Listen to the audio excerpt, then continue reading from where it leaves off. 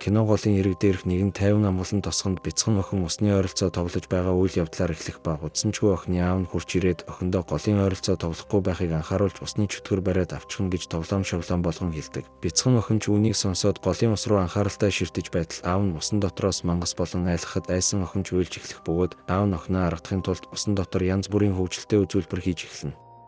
Охин аавынхаа үзүүлбэрийг хараад инээж эхэлсэн боловч гинт усан доторх ямар нэгэн зүйл аавыг нь барьж аван харгасгэрцгийгээр алж голын ус цуснд бодогддог. Тосгоныхон шуудхан л усны чөтгөрийг намнуулахаар нэгэн тойст ламыг залж авчирхад ламч тарин шившлэг уншин голын ус руу бөмбөг шидэхэд маш том дэлбэрэлт үүсэж тосгоны ард иргэд гайхаж бишрэн харцгаадаг. Ингээд өнөөх лам аврах том далайн муурыг алсныхаа дараа тосгонд аюул учруулад байсан усны чөтгөрийг алчглаа гэж зарлахад хүмүүс ч бөөн баяр хөөр болцгооно. Гэтэл манай гол дүрийн Баатар танк гэх чөтгөрийн ангууч залуу гарч ирээд Тойст ламын алсан зүйл нь усны чөтгөр биш, усны чөтгөр одоо ч усан дотор амьд байгаа гэж хэлэхэд Тойст лам тангийг өөрийг нь доромжилж гүтгэлээ гэж урлана. Ингээд бухимдсан ард иргэдч тангийг цохиж нүдэн шийтгэл болгож гарыг нь олсоор хүлээд модноос дүүжилдэг. Дараа нь ус ямар ч аюулгүй болсон гэж итгэсэн тосгоны ард иргэд бөөнөрөө ус руу өсрөн орцгоож усан дотор тоглож эхлэхэд танк алсаас усны чөтгөр хурдтайгаар тэднийг чиглэн ирж явааг хараад хүмүүст анхааруулан хашгирдаг. Гэсэн ч тосгоныхон түүний үгийг сонсох завгүй хөвжилдөж байтал гинт усны чөтгөр гарч ирээд хүмүүс рүү дайран нэг нэгээр нь алж эхэлнэ. Үлдсэн тосгоныхон чөтгөрөөс цухтаан голоос гарахаар сэлцгээх ба сайхан сэтгэлтэй танкч тосгоныхныг аврахын тулд үхсэн мэд жүжиглэх гэж хашгирах ба тэгвэл усны чөтгөр тэдэнд аюул учруулахгүй гэж хэлдэг. Энэ удаад аюул амин дээр нь тулж ирсэн тосгоныхон тангийн үгийг сонсож хэлснээр нь хийн. Тэгтэл өнөөх бяцхан охин ээжээсээ салаад ганцаараа гүйж явтал усны чөтгөр охины толгойноос зуурч авах ба охины ээж болон тосгоны ард иргэд түүнийг аврахаар оролцсон ч усны чөтгөр охиныг залгиж орхидог. Охины ээж ч усны чөтгөрийг алахын тулд цаваа бариад ус руу өсрөн ороход чөтгөр ээжийг нь ч мөн алдаг. Дараа нь усны чөтгөр голд урсаж байсан сагстай нэл хүүхдийг идэхээр дайрахад танк хүүхдийг амжиж аварна. Удалгүй маш том биетэй хүчтэй нэг эмэгтэй болон тосгоныхон илбэж байгаад усны чөтгөрийг уснаас шидэж гаргахад усны чөтгөрч хүн болон хувирах ба танк чөтгөр дээр ирээд түүнийг хяналтандаа оруулахын тулд буддист тарин уншиж эхэлнэ. Гэтэл усны чөтгөр хяналтаа алдан тангийг зодож эхлэхэд яг энэ үеэр өөрнийг чөтгөрийн ангууч Дуан хэмээх эмэгтэй гарч ирдэг. Дуан танк шиг сайхан сэтгэлтэй зөөлөн биш, хэнийг ч өршөөдөггүй бүхнийг нударгаар шийддэг байсан тул шуудхан л усны чөтгөрийг ухтлан балбаж дараа нь чадвараа ашиглан чөтгөрийг бяцхан чихмэл тоглоом болгон хувиргана. Үүнийг харсан тосгоныхон ч бүсгүйд баярлан талархаж бөөнөрөө хүндэтгэл үзүүлдэг. Дараа нь Дуан тангаас хэн болохыг нь асуухад танк ч өөрийгөө түүнтэй адилхан чөтгөрийн ангууч гэж хэлээд өөрийнхөө зэвсэг болох буддист сургаалтай номыг харуулхад эмэгтэй өөрийнхөө зэвсэг 2 цагиргийг харуулад тангийн зэвсгийг шоолон ухтлээ инээдэг. Ингээд чөтгөрийг барьж чадалгүй хүн амьтны илэг доог болсон танк сэтгэлээр унан ах лам дээрээ очиход ах лам нь ч аль хэдийн болсон бүх зүйлийг олж мэдсэн байдаг. Тэр таангад усны чөтгөр анх маш сайхан сэтгэлтэй байсан талаар яриад нэг удаа тэр живж байгаа хүүхдийг уснаас аварсан боловч тосгоныхон түүнийг хүүхдийг хулгайлах гэж байна гэж андуураад барьж аван хөнөөж ус руу шиджээ. Үүний дараа тэр аимшигт усны чөтгөр болон хувирсан байна. Дараа нь танк ахламаасаа түүний буддист тарны ном үнэхээр хүчтэй эсхийг асуухад ахлам нь тийм гэж хариулаад энэ номын хүчээр ямар ч муу санаад чөтгөрийг сайхан сэтгэлтэй болгох боломжтой гэж тайлбарладаг. Харин танк бусад чөтгөрийн ангуучид шиг чөтгөрийг алдаг болмоор байна гэхэд ахлам түүнийг хориглож алга бол шийдэл биш гэж хэлээд чөтгөрийг дарах хамгийн сайн арга бол тарны хүч гэж сургадаг. Ингээд үйл явдал уулан дунд байрлах хоолны газарт ирж буй 2 хос руу шилжих бөгөөд залуу хосыг хоолны газар руу дөнгөж ортол хаалга нь өөрөө хаагддаг.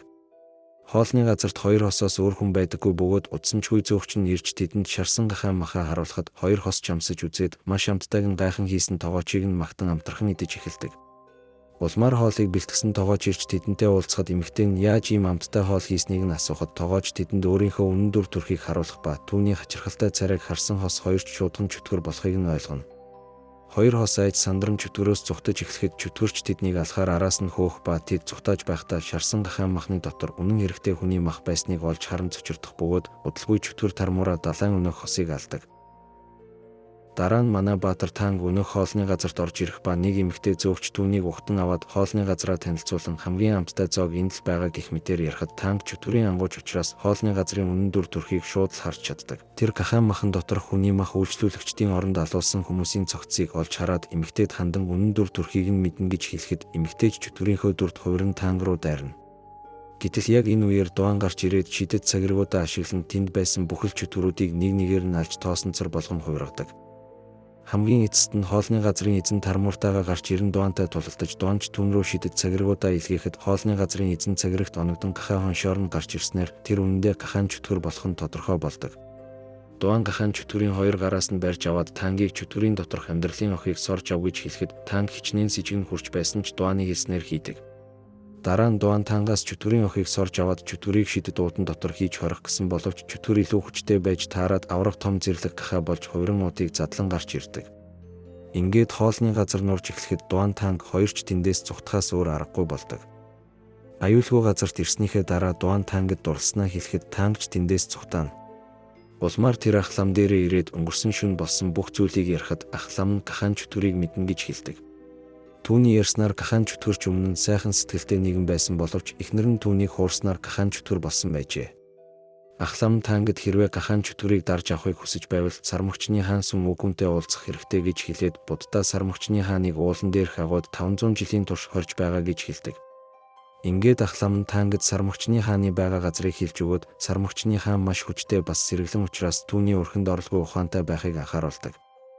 Дараа нь Танг Сармөгчний хааныг олж уулзах аялалдаа гарч ганцаараа замаараа явж байтал гинт зам дээр тавьсан өрхөнд орох ба удсанчгүй хідэн эвгүй царайтай нөхдүүд гарч ирээд өөрсдийгөө чөтгөрийн ангуучид гэж танилцуулдаг. Тэд Дуаныг ч мөн барьсан байдаг бөгөөд Дуан тэдэнд Танг тэр хоёр чөтгөрийн ангуучид биш жирийн л нэг ихнэр нөхөр хоёр гэж хэлээд тавьж явуулахыг шаардахад тэднийг барьцаасан чөтгөрийн ангуучид хэрэг үнэн бол батал гэж хэлдэг.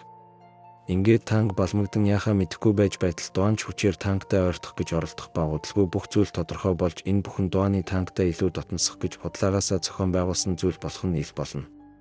Танг үннийг олж мэдээд маш их уурлан тэндээс явах гэтэл Дуанч өөрийнхөө хүмүүст түүнийг барихыг тушаан Тангийг барьж хордог.